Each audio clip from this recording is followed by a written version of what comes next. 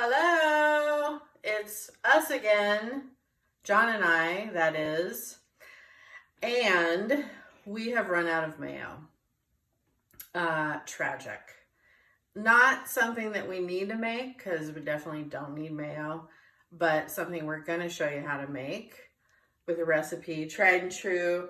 I personally think it's better than Veganese, but you know, you guys can be the judge.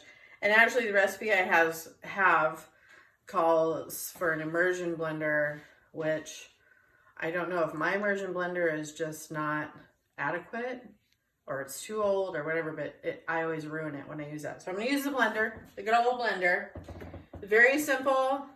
Again, stuff you're going to have in your cupboard. So yeah, you ready? Here we go. It is 1 tablespoon of apple cider vinegar. This makes about a cup of mayo. And in the recipe, you can use 3/4 of a cup or a cup of oil, kind of depending on how much the liquid kind of takes. Usually 3/4 of a cup is plenty. So 1 tablespoon of apple cider vinegar. And you can do half lemon, half vinegar if you like. Fresh lemon. And it is half a teaspoon of ground mustard. Coleman's is a really good brand of mustard, of dried mustard. I don't know that I've tried a bunch of different kinds, so, you know, I just know that that one's really good. Half a teaspoon of that. Oh, I'm getting low. Pantry staples. And it is a half a teaspoon of salt.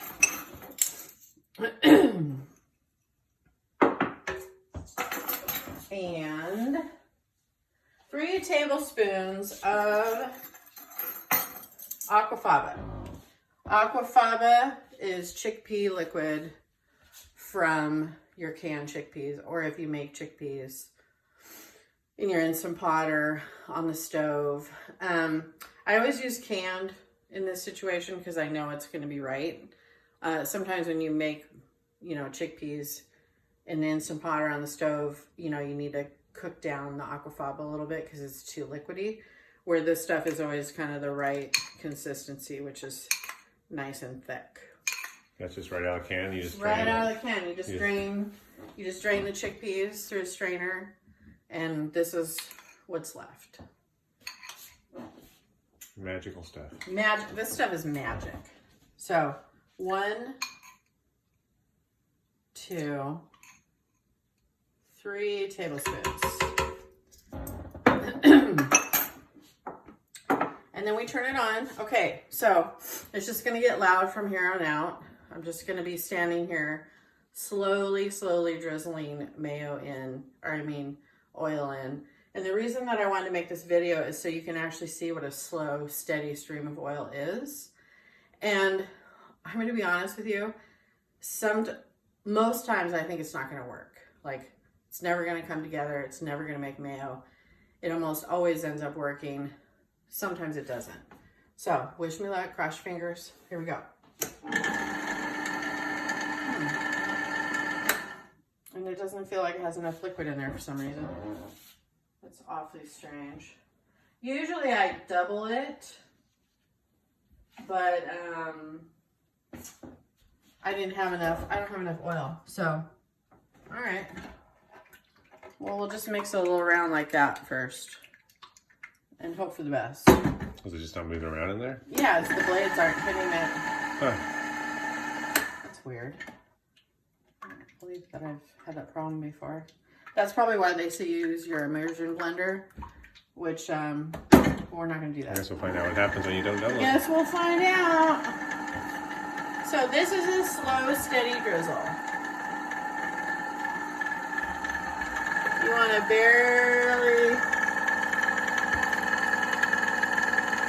put, you want it just like more of a stream than a drip, but barely. Yeah. And luckily I have my Yeah. KitchenAid right next door here. Yeah, So I can rest I was my gonna say. arm because your arm gets a little bit tired. Yeah, I was gonna say. That's what I was thinking. Yeah. I'd be really impatient. I'd just pour it all in there. Yeah, that won't work. Yeah. You don't want to do that. And if I think it's not working, sometimes I'll speed up the blender a little bit once we get some more oil in there. But you just really have to kind of hope for the best. And I know there's probably better recipes out there. In fact, I've seen recipes where you don't have to drizzle it. You just sort of pour everything together, the oil and everything all in one. And then you stick your immersion blender in there and you kind of just put it in there and pull up, and it's like magic. But I haven't taken the time to do it. Plus, I get really mad if I try a recipe and I actually lose like a whole cup of oil or 3/4 cup of oil because so this one, and plus this one tastes really good. Tastes like veganese and, like I said, a little bit better even. So What's so amazing about aquafaba is you don't taste it. You think it tastes like beans. Yeah. Well, and that vinegar and mustard are covering up, and that salt. Yeah. So it's still very liquidy, kind of scary. So sometimes if I get a little scared, I'll turn it up a bit. But you don't want to turn it up too much because it gets warm and it's stuck. Oh! Holy shit, what happened? Why is that happening? What in the world? Why is that happening? Was it going faster as you turn it down? Yeah. The Vitamix needs a little work. Okay, let me put a lid on and we'll do that. And we'll do it like we're supposed to do it, like normal humans. Yeah, Vitamix is the dial starting to get bad where there's a Yeah. it goes faster than it should. It's weird. Okay. So I have it all the way down again because what I was trying to say before it there we go. Before it so rudely interrupted me is that you don't want it on too high of a speed because it gets too warm and then it won't work. So anyways, keep it low, even though it's scary.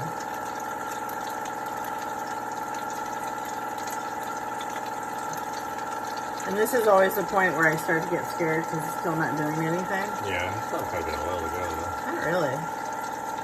But yeah. Do you at some point stop with the oil and just let it keep going and thicken up, or is it going to thicken up as you're pouring the oil in? It's supposed to thicken up as you're pouring the oil in.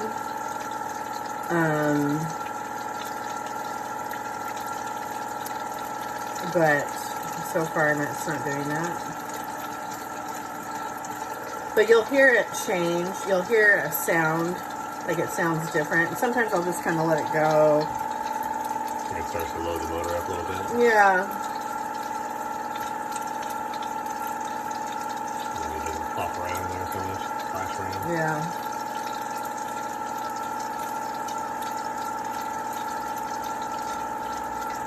But usually I'm able to whip the aquafaba a little bit more, so I'm going to stop pouring for a minute. I'm going to turn it up again.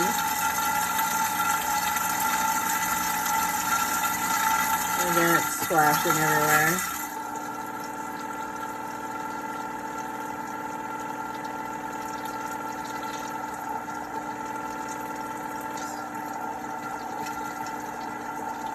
And you can just turn it off. Wow, what the hell? So it does, it turns down. You can just peek at it and think, okay, is it actually thickening? Yes, it is. Okay. So then we're okay. Oh, you want to see? Starting to thicken. So we know that we're okay to stay low. And it will do its thing here in a minute.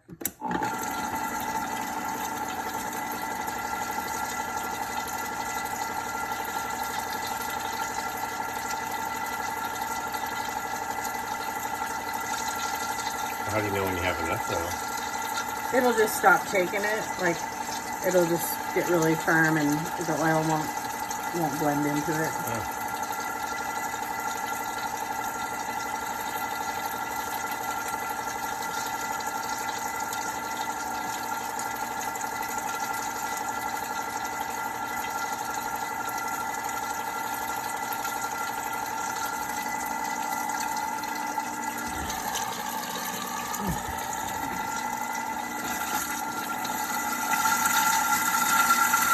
then turn it up again.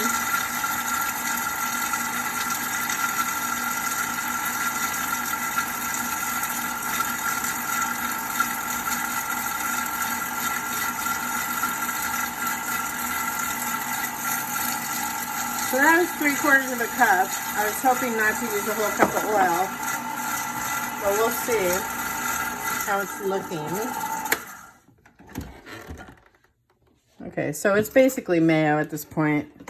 I need to find my better spatula. Smells like mayo.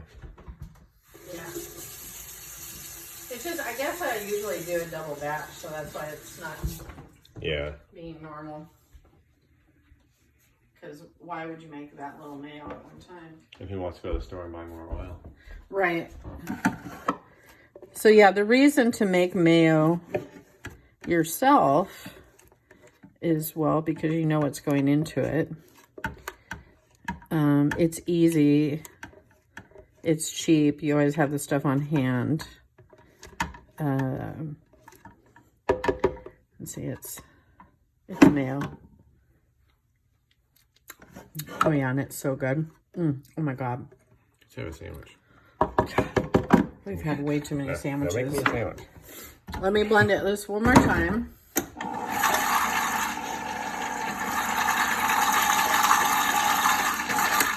And it will thicken up more in the fridge. Yeah, that looks, oh yeah, it's true when it's cool. Yeah. Yeah, it looks so, pretty thick now. Yeah, it's thick now, but it'll thicken more in the fridge. So that's how you make mayo.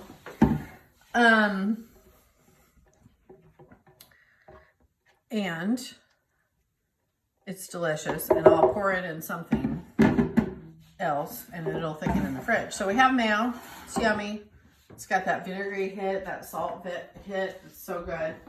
So then since we're here and we have leftover garbanzos, we thought we'd go ahead and make some oil-free hummus.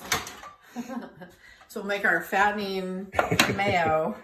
Now, usually, I'm not going to do this with you guys because the video would be too long, but usually I actually peel this part off of the bean, this outer skin, because even though it seems ridiculous and time-consuming, it makes the best hummus. Really smooth. Really smooth and delicious. But we're not going to do that today. But it's not that hard. And oh my God, it's so good. But so today we'll do garbanzo beans. We'll do a healthy pinch of salt. We'll leave that there though. We'll do some pepper.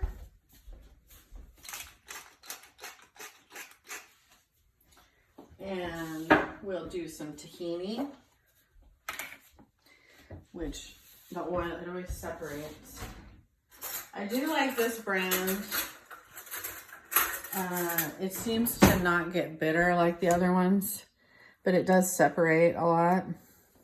So it's not exactly oil-free because obviously the tahini has oil in it, but it's kind of close to oil-free. And I don't like a whole lot of tahini, but you know, I'm not a crazy about tahini like it seems a lot of people are. Then we'll do some lemon, which I love. And you know, lemons, you guys, you can't really replace fresh lemon. I know that a lot of people like to have, you know, bottled lemon juice in their fridge, and if you must use it, if that's all you have, I understand. But it just doesn't taste like fresh lemon juice. And it's really easy to just keep fresh lemons and limes and oranges and stuff in your fridge. And that way you always have that and the zest. And so this little thing is cool because it's got holes. Keeps the seeds back. Yeah. So I start with a half a lemon because I love lemon. It just keeps the seeds back. Seems I always have a cut or something on my hand, so I like to not squeeze it through my hands. Like you have your burn on your hand right now from the oven. Yeah. So then we'll want like maybe just one garlic clove because raw garlic is very strong. And I just cut the ends off of the garlic like this. And I give it a tap with my knife. And then just throw it in to take the peel off. And then just throw it in with the garbanzos. Pardon me, I'm wheezing. And then of course, you need some cumin, which I should have pulled out, but I didn't. One of our projects while we're home is to reorganize the spice drawers. Yeah, there it is. Just alphabetically because I'm always searching. Ooh, I'm getting low on cumin. Yeah, I can never find anything. That's not good. Okay, then that's it. So we put the lid on. We blend it up. And obviously it's very dry. So we'll start with like a tablespoon. Pardon me, jeez, it's with the wheezing. A couple tablespoons of aquafaba.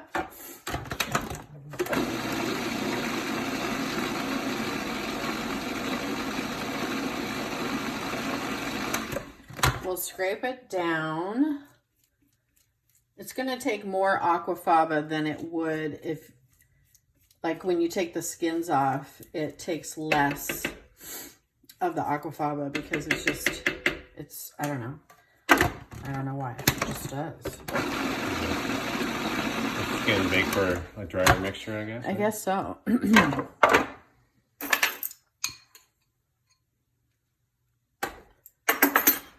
Try another tablespoon. Sounds better. Yeah. And I promise when you do it this way, you will not miss the oil at all. In fact, I like it better because it, I don't know, it just tastes better. Wow, I'm really wheezing for some reason. I thought that was a cat or something. Huh? I thought that was a cat or something. No, it's me wheezing. Oh my God, it's so good. Okay.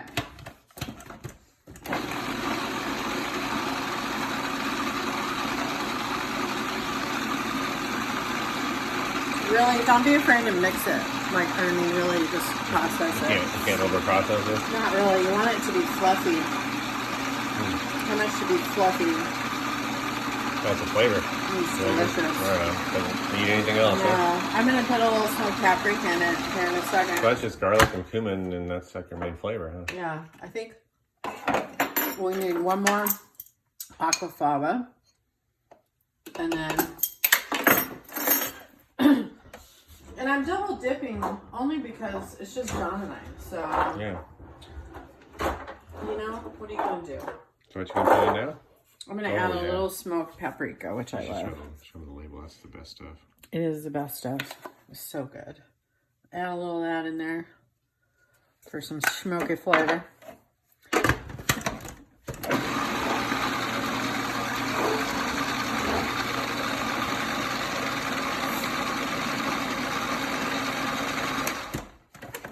Give it one more scrape down. Keep seeing one garbanzo bean that's Where floating by. hiding? It kept going by through here. Really? Yeah. It's a tough guy, apparently. Something in there.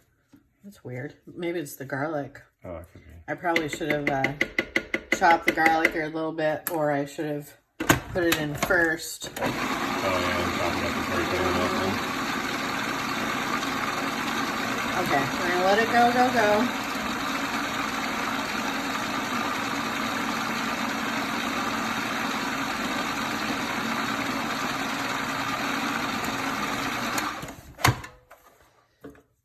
Scrape it down one more time.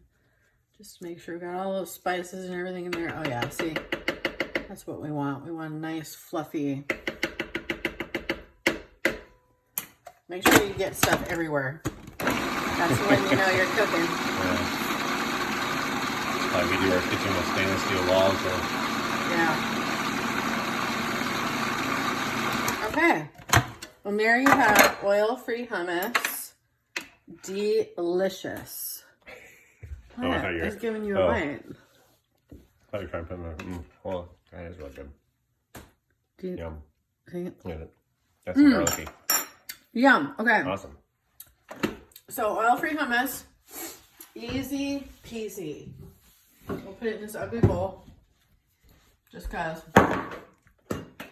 So we made mayo and we made hummus in how many minutes?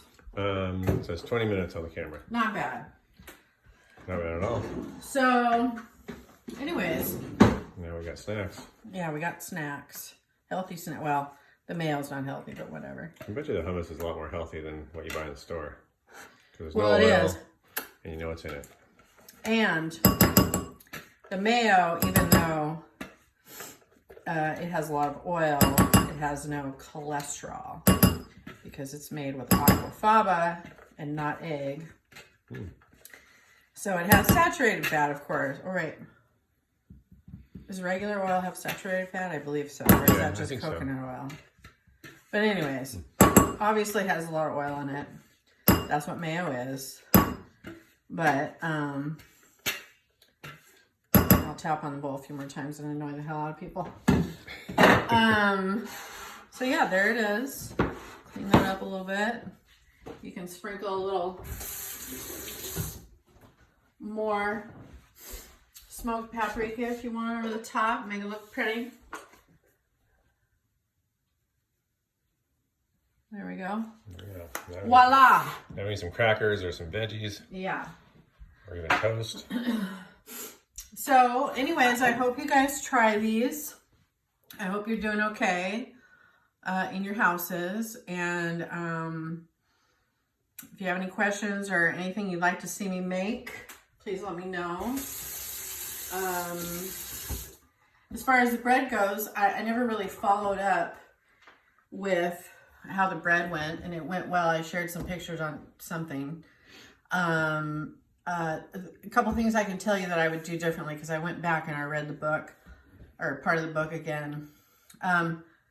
What I've learned is cut deeper slashes in the bread, and that helps it rise more. I use a serrated knife. Remember I was saying that I have a hard time with knives because they just kind of drag the bread, but I read that if you use a serrated knife, that helps. So that's what I did. I let it rise for about an hour. I'm okay with that. It's like a little bit jiggly. So you don't get as much of a rise. It kind of flattens out, but you get better crumb, you know, more holes in the bread, which is really delicious. Also, I forgot to say that part of the beauty of making bread that way is it sort of ferments as it sits. So every day the flavor gets a little bit better. And then when you mix up your next batch, you have that kind of fermented dough in there already that you're just going to mix into your new dough. So, and then I forgot to share the woman's name who came up with the recipe for the chocolate pots, but I will do that because she gets total credit. That was not my recipe, that was hers. And I meant to look that up, and I didn't change a thing. It's delicious, just like they are. So anyways, I hope everybody's doing well, and let me know if there's something you'd like to see, and I will talk to you soon. Bye.